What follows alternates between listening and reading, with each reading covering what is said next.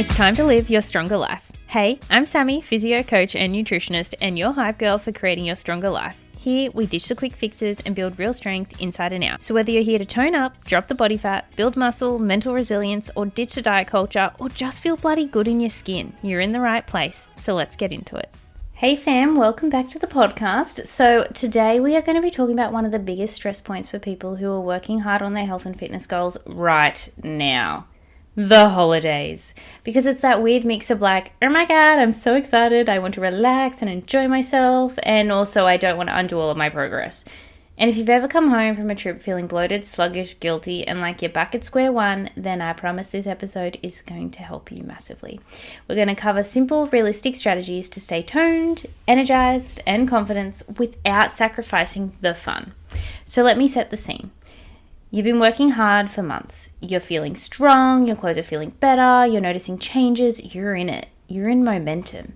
Then a holiday pops up and you're like, oh my god, I can't wait. I deserve this holiday. This is going to be so bloody amazing. But at the same time, you're also like, oh shit, I don't want to ruin everything. I don't want to go back to square one and undo all of my hard work. But here's what often happens.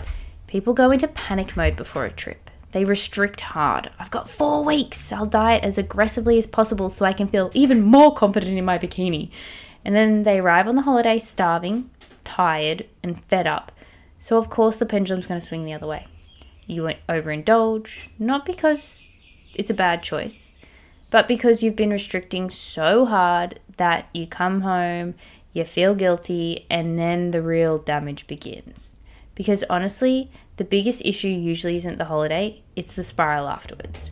And if you're so stressed about falling off track on your holiday or blowing out or having to start all over again, you're actually not even going to enjoy your holiday either, by the way, which will cause more digestive issues and stress and fluid retention because you're stressed, not because you're actually doing all the quote-unquote bad things. It's the spiral afterwards and the spiral of falling off track that causes more issues than falling off track. And I've had so many conversations where ladies say, I just haven't got back into it since my holiday. And I'll ask, when was your holiday? And they'll be like, oh, I went to Europe in June. And I'm like, okay, but it's December. That's the real progress killer. So today is about preventing that spiral and giving you options that actually work in with your real life so you can enjoy your holiday. But first, let's bust the biggest fear. Ladies, it takes around 7,700 calories above your maintenance to gain a kilo of body fat in one day, which means for most people, they're going to be eating like 9,000 calories plus in one day. So one restaurant meal, one big ass bowl of pasta, one croissant, couple of cocktails, a few rum balls, or whatever else you love over this holiday season, it's not going to ruin everything. It's not what you do occasionally, it's what you do most of the time that counts. Even if you had a whole week of enjoying yourself, that doesn't automatically equal fat gain. What you'll usually notice first is more fluid retention, more food volume in your tummy, more salts, more bloating, less sleep, and maybe less regular bowel movements because you're so stressed about putting the weight on. It's not instant fat, it's just a human being on holiday. But here's a mindset shift. Like, holidays also don't have to be this big ass blowout. Like, you can also just stay relatively on track. You're in control. You still run the show.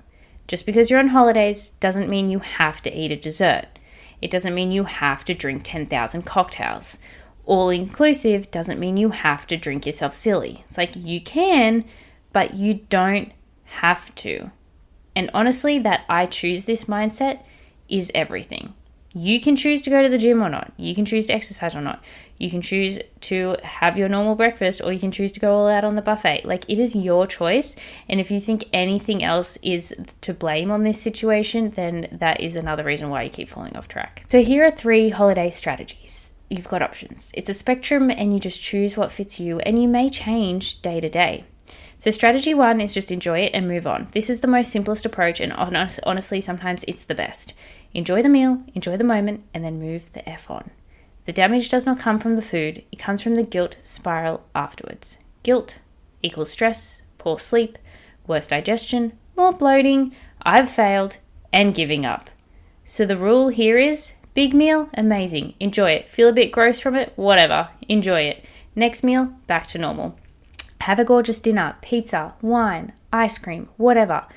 Then breakfast the next day. Make it high protein, high fiber, plenty of water. Make it simple. Not as punishment, but just so you feel good in your body again. Like, let's be honest. If you go on a holiday for 3 weeks and you eat like absolute shit, or not shit, sorry, you indulge. You just didn't be indulgent. You eat at a restaurant, breakfast, lunch, and dinner for 3 weeks straight. Like, as if you don't just go, oh my God, I just want something bland and plain and simple. Like, I'm so sick of fancy restaurant food. Like, even the biggest foodies, I'm sure, get over eating fancy food sometimes and just want simple things. So you don't have to go all out every single meal. You can have simple and you can enjoy yourself at the same time. All right, strategy number 2 is the rough plan method. So this is for you if you like a bit of structure, but without full obsession. So a few simple tools. Check the menu in advance so you're not panic ordering hungry.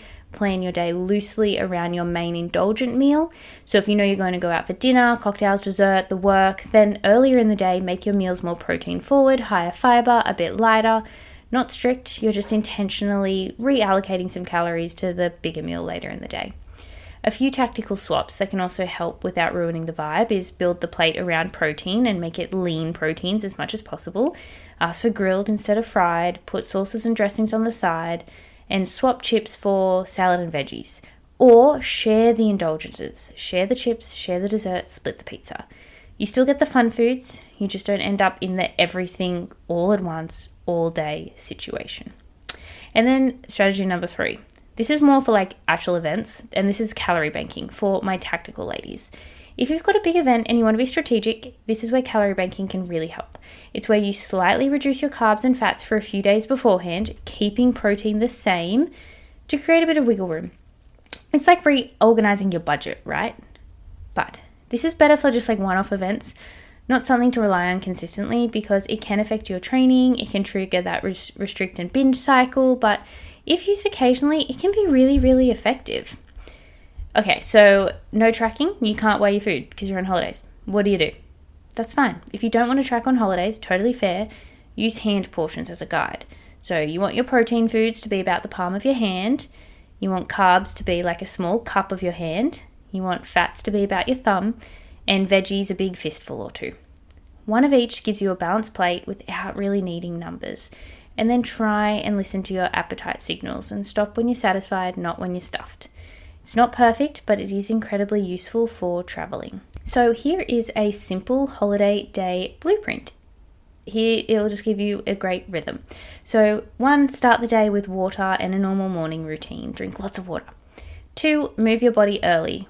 A walk, hotel workout, yoga, the proper gym, anything. And then 3, have a high protein and a high fiber breakfast. Start the day off with a great start. Now, for some people, you could even delay breakfast a little bit, so you're pushing your first meal back. Therefore, you're kind of reallocating your calories a little bit. Sometimes on holidays, that works really well because you're sleeping in or maybe you're just like out and about. It's like you can adjust things a little bit. But if it does mean that you then binge all night long, then no, you need to have a high protein, high fiber breakfast.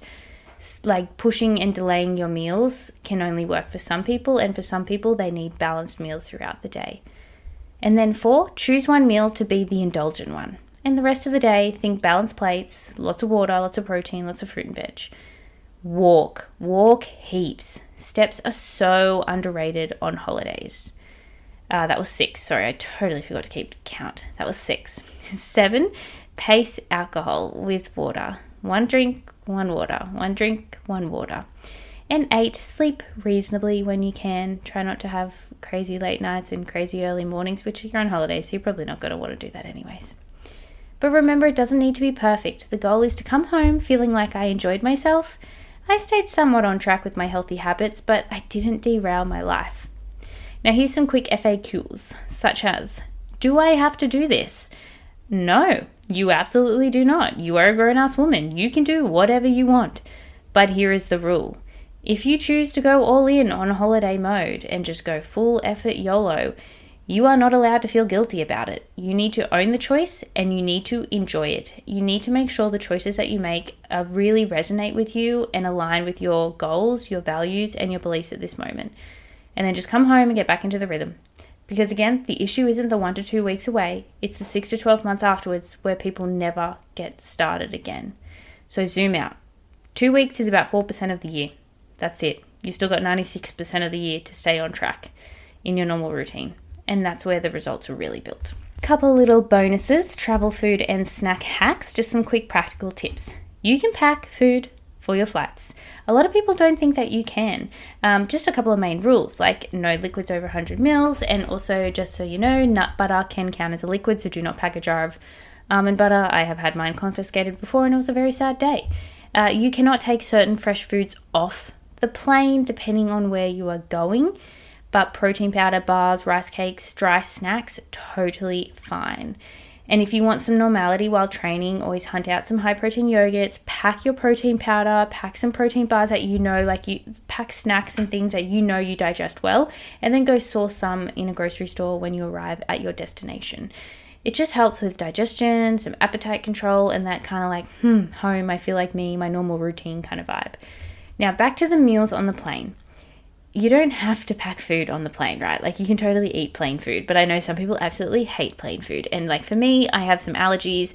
I have a weird combination of allergies where airplanes cannot cater for my meals. I always have to just pack my own food. Plus I have traveled whilst bodybuilding prep, you pack your own food.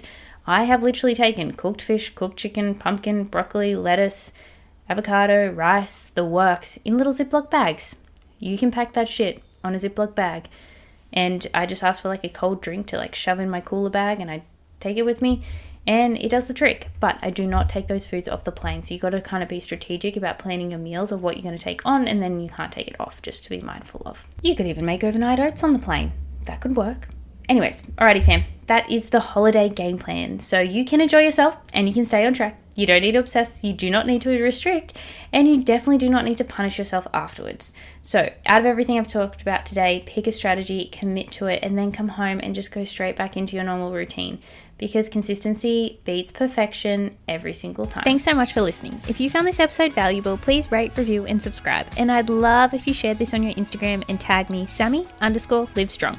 And if you'd like to learn more about my coaching and join the Project Livestrong family, please message me Livestrong on Instagram and I'll see how I can help. I'll see you next time.